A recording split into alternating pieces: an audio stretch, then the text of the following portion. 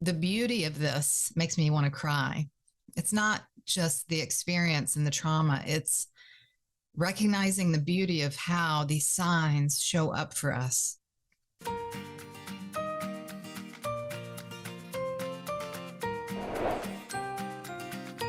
Hi, everyone. It's Leah Guy, and this is the Modern Sage podcast, a place where you can be inspired and informed about how to live your best life and to feel the most alive. If you are new to the show, we have previous episodes, several of them, many of them, that I encourage you to take a listen to. And if you subscribe, then you'll be notified of the ones that you have yet to hear. Now, on occasion, I present Notes on Healing, which is a solo show. We won't have a guest today. And today I'm going to do a little bit of storytelling from personal experience, and hopefully it will be relatable to each of you. The name of today's show is Signs, Signs Everywhere, Signs. Many of you know that song. It gets stuck in your head. It's an oldie but goodie. And we're going to talk about the signs and how we interpret signs or not as our personal medicine. I relate very strongly with the Native American traditions who talks to us about the medicine of life and our animal totems and spirit cards and how to interact harmoniously with the world around us and also within ourselves. Before we get to the topic, I want to remind you to please follow me on social media at Leah Guy Live, where you can find information about my workshops, my retreats, other inspirational quotes, the podcast promos, and so much more. And so we are on Instagram, Facebook, and TikTok. And you can also watch these episodes if you want to connect with the person visually on YouTube, which is youtube.com/a girl named Guy. Okay.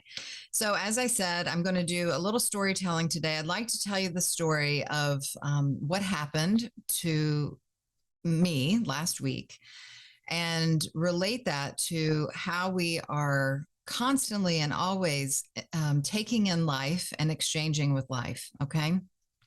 So, as I said, this idea of signs, signs everywhere, signs, most people, many people kind of have this idea of following the signs of life to help guide them to make decisions, to know which way to go. I often hear people talk about, I'm waiting for a sign, or we have this big prayer to God, please show me a sign when we feel unsure of what to do or how or where to do that. And I think that idea of signs is so relatable because we all have an inner compass. And when we think about being directed and being guided, we've come to learn to rely less on our inner compass and more on the compass outside of us. We think about the signs that are just on the roadways, the stop signs, the go signs, the signs about children crossing, the signs that are all over the place. And collectively in our society, we have learned and been taught of how to follow the signs. Of course, there's some people who break the rules, but we depend on these signs to get through our day safely.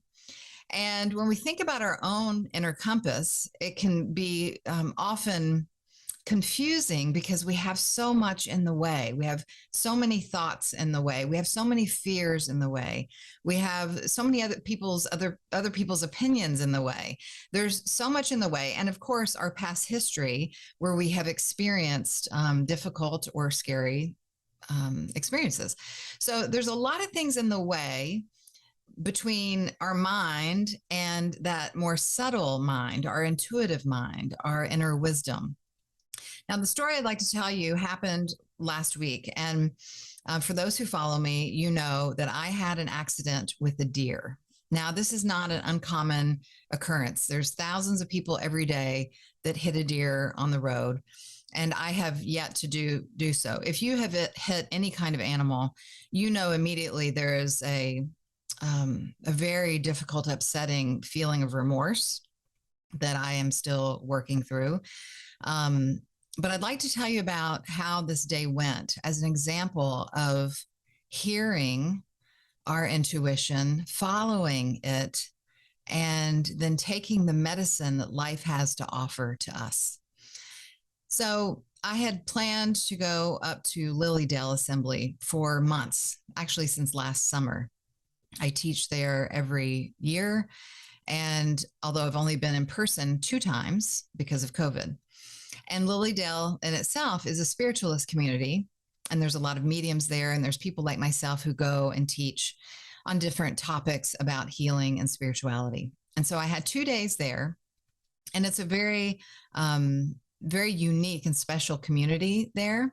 The first time I went, I got a speeding ticket. Obviously, when we get speeding tickets, many of us can interpret that sign as slow down, right? And I was excited. And I remember getting the speeding ticket. I had a friend of mine with me who was going to assist me. And we were just kind of traveling along. It had been a little bit of a long journey and a storm. And I was ready to get there. And I got stopped and got a speeding ticket. This time, I had planned, as I said, for months. And 3 different people had asked, or I had asked, or they had asked me to go along with me. Now, these kinds of events, I often need an assistant because it's a lot to pull together, and I sell my products and my books at the events. And so an assistant is always welcome. However, the person I asked couldn't go. And then the other 2 people who asked me about going could not go. And I had a sense for several weeks beforehand that I would be going by myself, although I didn't want to go by myself. Not only did I need assistance, but there was an old kind of memory coming up in me about fear and travel and just a generalized anxiety or nervousness, if you will. And I'm not nervous to travel on the road any longer. I don't have driving anxiety. I've driven across the country back and forth, but there was just a difficult feeling within me, and I associated it with some of these old anxieties. So anyway, the 3 people couldn't come. I was upset, but again, I knew in my deeper part of myself that this was something I needed to do for me and do alone. And yet I was still nervous. And so the morning of, I was packing, and as you all know, I have crystals and sell crystals, and I love crystals. I don't depend on them to do everything in my life, but for me, they're very symbolic and subtle energy that can help balance where we are in our lives. And so I stacked up every single finger with, not every single, I didn't have my thumbs going, but I had different rings on each finger that symbolized something meaningful for me. My grandparents that had given me a ring back when I was 10 or 11 years old, a beautiful turquoise and pearl ring. I wore it on my pinky. I had the citrine ring that John had given me. I had other jewelry on, necklaces, bracelets for protection, for calmness, for heart opening, for wisdom. I was just loaded up with my crystals. And when I put them on, I was intentionally kind of saying a prayer of, please protect me, be with me, give me guidance, give me protection, help my heart to stay open, to help other people. And it was a very vivid memory that morning before getting into the car. And as I got into the car, I was speaking to my boyfriend and told him, I think we were having a conversation about should he have come or should he have not come. And I said, I think I need to do this, but if there's an emergency, I would just ask that you would come and support me or be with me. And he said, sure. And he said, what kind of emergency do you think might happen? And I said, I don't know, but if I'm on the side of the road somewhere, there's a long stretch kind of where there's not a lot of pull-offs, not a lot of gas stations, et cetera. And I was going only about 7 hours away.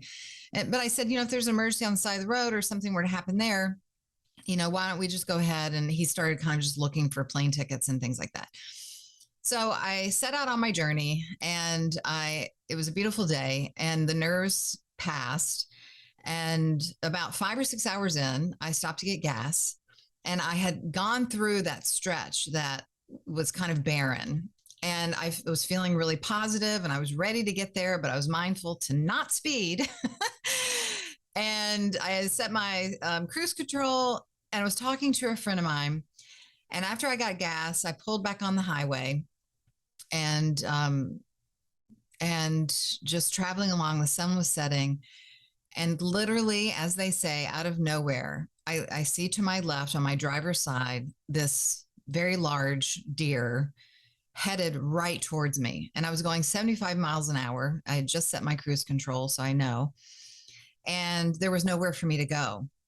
And I was on the speakerphone with my friend, but it was not in my hands.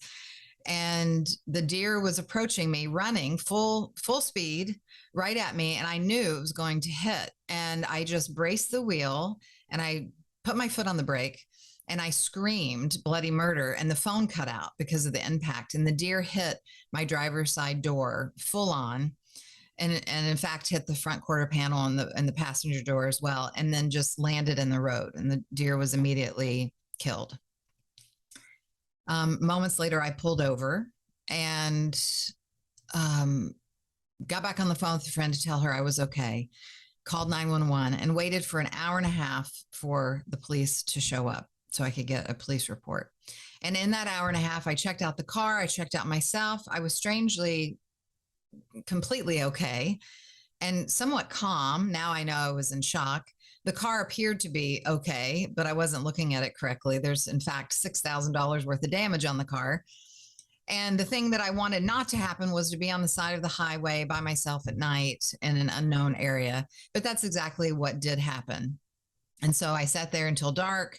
And then finally the police came. I got the police report and then traveled on the rest 45 minutes or so to the location. Of course, I was rattled, but of course, I was mostly in shock. And I get to the place and I really just checked into my room and laid down, and my whole entire body was buzzing. A friend had texted, I had texted a friend that I had spoken to earlier, told her what happened. And we were kind of starting to talk about the spiritual meaning of what had gone on. Now, to back this up, I just want to let you know I live now outside of the city, and I have this land behind my house, and there's regularly deer out in my property, and also in the roadway, on my patio, my windows, so forth. And I love deer, but still at this time, I wasn't as connected to the deer as just to the shock of what had happened. And so we were going back and forth about what it means, and looked up the Native American meaning of what it is to get hit by a deer. And the message there was to wake up, to wake up and to notice what is in the way between you and your intuition and your abundance, and that connection, the stronger spiritual way. And so I processed that for a little bit. And while some of it rang true, because I feel like we can always find more trust and work through our stuff to get to things like abundance and intuition and connection. It didn't feel like it was the complete message for me. So I had to do 2 speaking events, which went very well. And I love the people who showed up at those events. I had to do 2 events, and at the spiritual center, there's many mediums who live there. It is a village and community of spiritualists and mediums. And during one of the open sessions, one of the sermons or the services, I had gotten a message about that my grandmother, my grandfather, and my other grandmother were all present and had given me a message about my work, about timing and reducing my frustration with my timing and scheduling and, a variety of things. It was very helpful. And I found it curious and beautiful that my grandparents were right there as I had called them to be with me on this trip. I was also reflecting during the day of how grateful I was that no one actually came with me, because everything that was in the passenger seat went flying out of the chair. And I have a sense that if someone were sitting there and not, also braced or ready for the impact, that they might have really gotten hurt. So there was so many blessings in the feeling that I had of protection and angelic support around me, and also feeling very deeply that this was a journey and experience that I needed to have alone. Now, as I said, it's not one that I wanted to have alone, but sometimes the medicine of life is just for us, and the information that comes is just for us. And the way that we need to go is a very personal way that others either shouldn't or couldn't be a part of, so that we can learn the medicine, and or it's not the same medicine for them. I'd also like to say that John ended up coming up the next day and took a train up. And we were able to experience some of these mediumship and services and the healing temple together, which was very lovely. I shared with everyone there what had happened. Um, I felt a little guilt. Um, and also, I felt honor for the animal whose life was sacrificed. Um, I felt a lot of support and compassion from people. And it was overall a beautifully supported event. Now, here's where things get even more interesting. So I come home and go to bed because I was exhausted, end of the weekend. And now my body has gone through the shock, and I have currently another shingles episode due to the stress, I'm sure. So I woke up the next morning, and right outside my window, there's a deer. And I had the opportunity, a second opportunity, to reflect on the passing of the deer and to apologize and to say a little prayer for the deer who I named Maggie, the one that I hit. I'd also did a little recognition of her in the fairy garden. John and I walked through the fairy garden, and I placed a crystal on this welcome wheel. It looked like a tire wheel, and symbolically kind of helped put her soul to rest there. But when I got home and seeing the deer in my yard, it kind of gave me a different perspective of, um, the meaning and the medicine of deer and what that had to offer for me. And I felt a little bit shy of it, like it had known what I had done, and I didn't want to be completely seen to the deer because I felt that maybe that part of ourselves that judges ourselves of why the bad things happen to us, or why is this drastic message so clear, and can everyone see what I need to attend to and where I'm not perfect, and the unworthiness that I feel within myself, and that kind of came up for me when I was looking at the deer. Later that afternoon, I take my little dog for a walk, and we usually walk right up the road. And there was another big deer right in the road. And it actually startled me and Callie because it was dusk and just this big object. And the deer started kind of, tapping its feet, letting us know not to get any closer. And Callie was a little bit scared as well. We walked the other direction. And so morning and night, I get another message from deer. And although I have the animal medicine cards, the spirit cards, and I'll read from that in just a moment, I didn't feel that it was time yet for me to read about that because I wanted to just continue processing on my own the event. And so yesterday, I desperately needed some body work to settle my central nervous system. But with the shingles, I couldn't do massage or chiropractic or acupuncture right now. And so I found this lovely woman on Facebook to come and give me Reiki.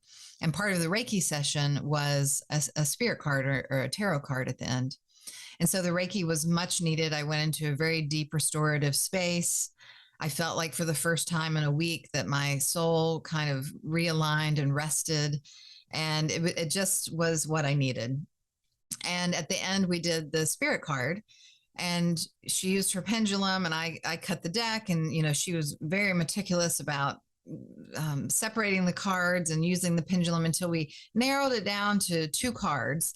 And then with the pendulum's help, she chose the card. And wouldn't you know that the card was deer. The beauty of this makes me want to cry. It's not just the experience and the trauma, it's recognizing the beauty of how these signs show up for us. And so she read me from her deck what deer meaning was. And I didn't take a picture and I didn't record it. I just took it in and was very grateful again for the confirmation of not only is this deer medicine and this deer impact still with me, the teachings, what I need to learn from it, but that we can rely on spirit to continue to present to us that which we need, and sometimes in very visible signs. And so this morning I woke up and curious if I would see a deer. And I decided to pause and read the spirit card. Amongst the animal totem spirit card um, decks, it is number 4. And 4 is also my soul path number. And when I looked out the window this morning, I did see a deer. And I went out to the patio and I looked up, and wouldn't you know, there were 4 deer. And I decided then to go ahead and read the entirety of the medicine healing. And I'd just like to share part of this with you. I won't read the whole thing, it's not that long. But the medicine of deer is gentleness. And remember that the medium reading that I had when my grandparents came in were talking to me about, the frustrations I'm having and how to bring more alignment and patience using timing within my work. And I want to be clear here that I love my work, but I do feel very pulled in many directions with the various things that I offer. And I haven't quite got a grip on how to schedule and manage my time. So it was a very helpful message, but I just wanted to say that I do love my work. And so the deer, it says, so gentle and loving you are, the flower of kindness and embrace from afar.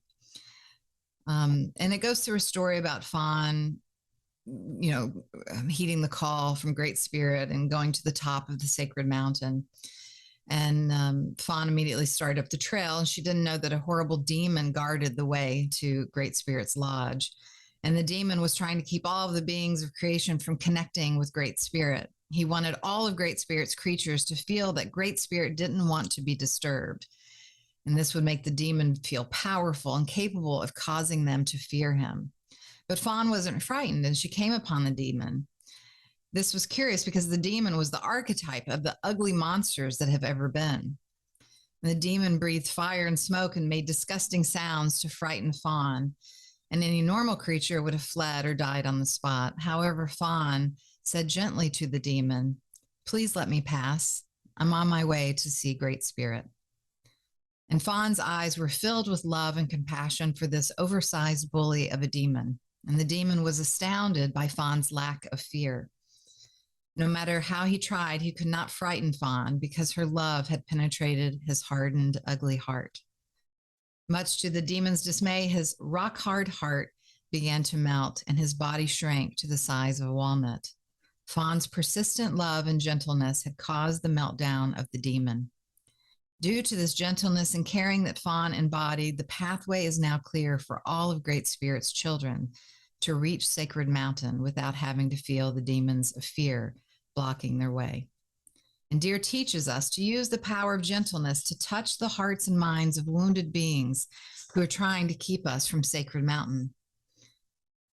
Like the dappling of Fawn's coat, both the light and the dark may be loved to create gentleness and safety for those who are seeking peace. If Deer has gently nudged its way into your life, or strongly, I'll add, you're being asked to find the gentleness of spirit that heals all wounds and stop pushing to get others to change and love them as they are.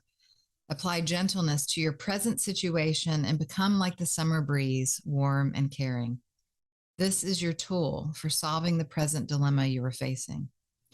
If you use it, you will connect with Sacred Mountain, your centering place of serenity, and Great Spirit will guide you. And it goes on to talk a little bit about, in the contrary, how fear can be also obliterated with the gentleness and love, the unconditional love of self.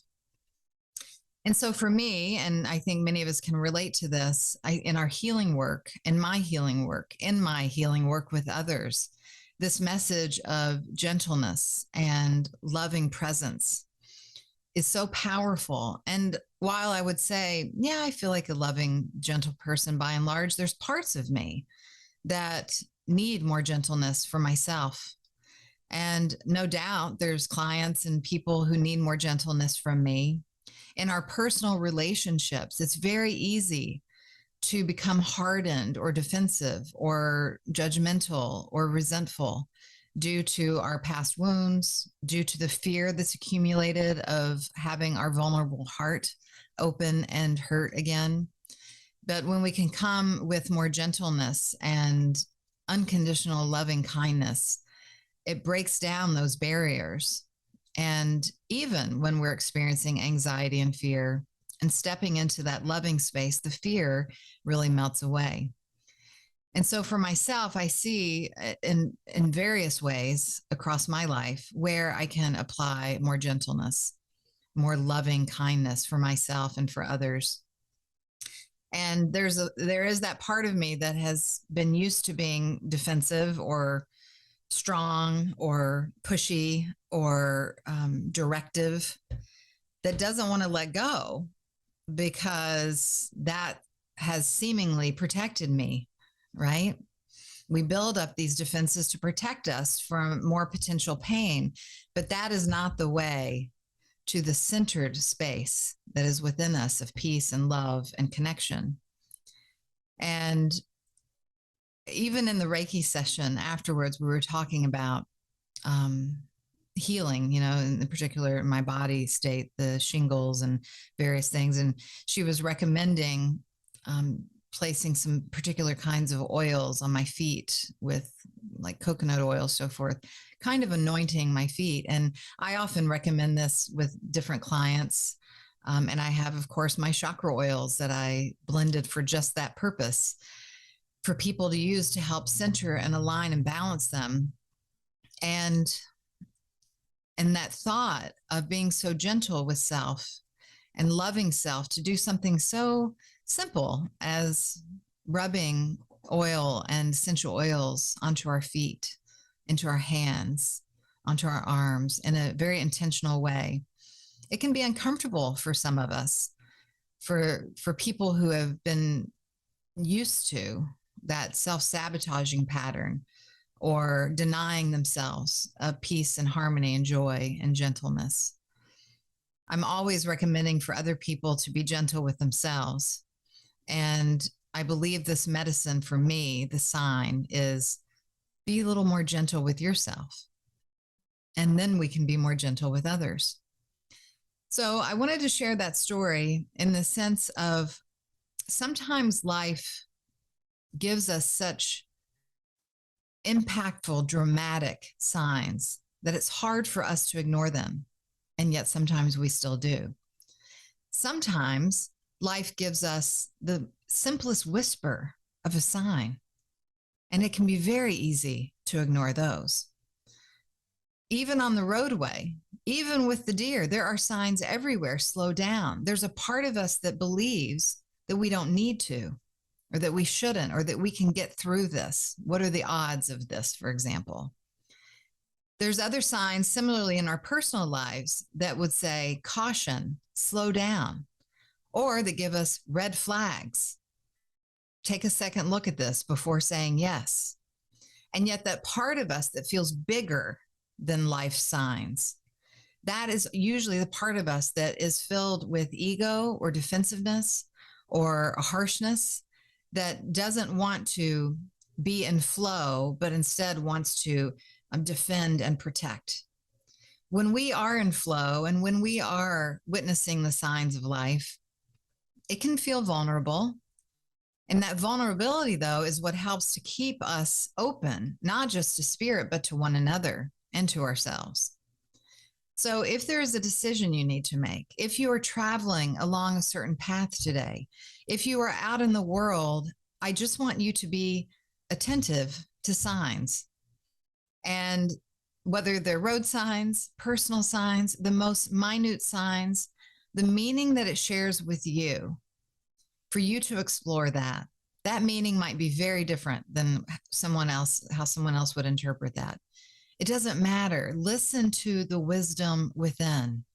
Listen to the wisdom. Take the medicine, even when we don't want to go alone, even when, of course, we don't want to get into an accident, even when we don't want to experience potential threat of feeling vulnerable. Sometimes the medicine asks us and shows us in an uncomfortable way what we need if we just listen. So If this message rings true for you, I'm so glad. If not, it's okay. Maybe just ponder why not.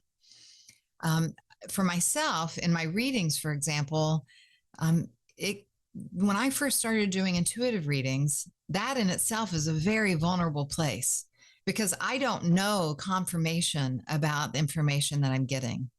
It can feel very intimidating to share with someone something that sounds so bizarre or out of left field, and that act of trusting yourself. And in my work, I have been gifted with the opportunity to trust myself with other people to get confirmation or not, to learn what those inner signs feel like, what the feelings feel like, what our intuition is saying. But even if you don't do readings for other people, you still have those intuitive whispers. You still have the knowing. You still have the connection to Great Spirit, to God, to angels, to your inner self, as well as your spirit guides. We still have that. We just have to practice listening. So I want to encourage all of us today to pay more attention. Just pay more attention. And for myself and for those who feel in harmony with me, perhaps this message of gentleness can be helpful for you too. Gentleness doesn't mean we have to be slow and low voice and be mouse-like in the world. That's not what gentleness means. Gentle lovingness is about embracing. It's about connection. It's about being aware and satisfying the needs and the desires that we have, nurturing oneself and nurturing others, making space for other people's demons, making space for our own demons, and allowing our love to dissolve those demons. And that is the way to connection and to peace and to love. So thank you for listening. I will be back very soon with the Modern Sage podcast. And of course, there's so many other ways to connect. If you like my work or want support to be led to other people's work, I am here. You can contact me via email through my website. I teach on Insight Timer every other week, and I'm also going to be presenting a live workshop on Insight Timer September 25th. There will be courses soon on Insight Timer. I have courses on Daily Om. I have my own courses. There's retreats, one coming up October 15th. There's a one-on-one work together. There's my prayer on every Tuesday on Instagram. There's my Patreon channel where you can connect with us every other week live on Zoom. So I invite you in to this space if you feel so called. Otherwise, I'll try to guide you to others who may be able to support you even better. So thank you and blessings to you all today, and always appreciate your support for me and my work as well. Take good care.